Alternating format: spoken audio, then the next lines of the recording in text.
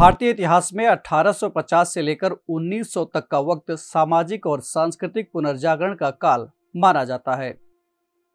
इस समय कई मनीषियों ने तत्कालिक भारत में फैली धार्मिक और सामाजिक कुरीतियों के खिलाफ अपनी प्रखर आवाज बुलंद की। इस काल से संबंधित ऐसी ही मनीषियों में से एक थी पंडिता रमाबाई, जिन्हें अक्सर भारत की पहली नारीवादी कहा जाता है। आज इनकी जयंती है। अभिवादन और स्वागत है आप सभी का हमारे इस खास कार्यक्रम में। मेरा नाम है केसरी पांडे और आप देख रहे हैं ध्येय टीवी। अपने आज के जयंती विशेष में हम पंडिता रमाबाई के जीवन से जुड़े कुछ महत्वपूर्ण पहलुओं पर नजर डालेंगे। पंडिता रमाबाई का जन्म 23 अप्रैल 1858 को महाराष्ट्र में हुआ था। इनके पिता का नाम अनंत शास्त्री डोंगरे और मां का नाम लक्ष्मीबाई था। रमाबाई के बचपन का नाम रमा डोंगरे था। केशव चंद्र सेन ने इनके ज्ञान से प्रभावित होकर इन्हें पंडिता की उपाधि प्रदान की थी।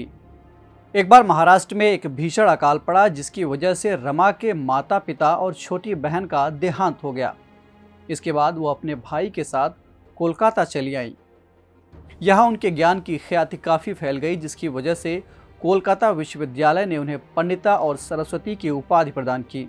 आगे चलकर पंडिता रमाबाई ने रूढ़िवादिता पर प्रहार करते हुए एक कायस्थ वकील विपिन बिहारी मेधावी से शादी कर ली। कुछ दिनों बाद इनके पति की मृत्यु हो गई, जिसके बाद इन्होंने अपना जीवन महिला शिक्षा, बाल विवाह एवं विधवाओं के कल्याण के लिए समर्पित कर दिया। पंडिता रमाबाई ने पुणे में आर्य महिला समाज की स्थापना की और मिशनरी गतिविधियों में शामिल हो गईं। इन्होंने तात्कालिक पुरुषवादी एवं ब्राह्मणवादी समाज के परंपराओं और मान्यताओं पर तर्कों के साथ आलोचना करना शुरू किया और महिलाओं की निम्न स्थिति पर सवाल उठाना शुरू किया। साल 1882 में ब्रिटिश सरकार ने भारत में आधुनिक शिक्षा के लिए एक कमीशन गठित की, जिसमें पंडिता रमाबाई ने सक्रिय भूमिका निभाई और अपनी एक रिपोर्ट पेश की। ब्रिटिश सरकार ने इनके सिफारिशों को स्वीकार करते हुए इन्हें इनके सामाजिक कामों के लिए कैसरे हिंद की उपाधि से सम्मानित किया।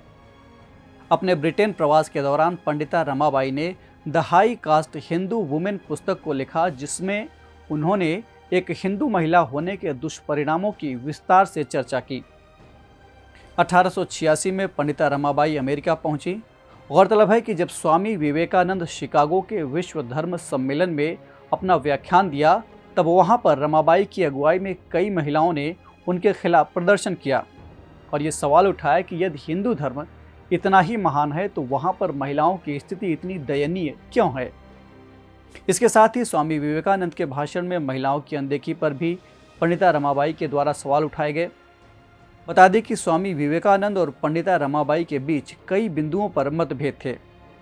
हालांकि दोनों तात्कालिक मुद्दों पर अपने विचारों को लेकर बिल्कुल स्पष्ट थे।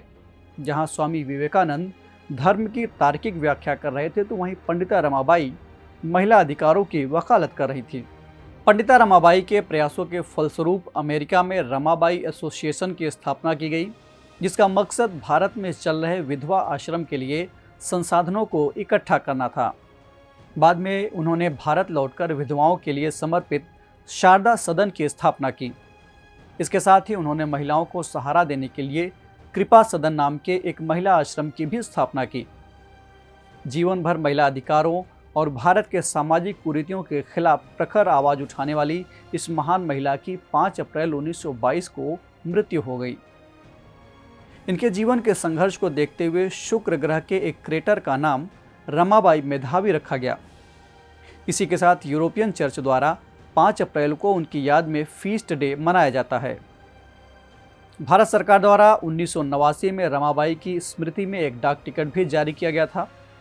इस एपिसोड में इतना ही और अब बारी है आज के सवाल की।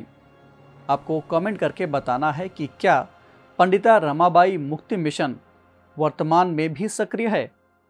हम फिर मिलेंगे एक नए कार्यक्रम के साथ। तब तक के लिए आप पढ़ते रहिए और बढ़ते रहिए। नमस्कार।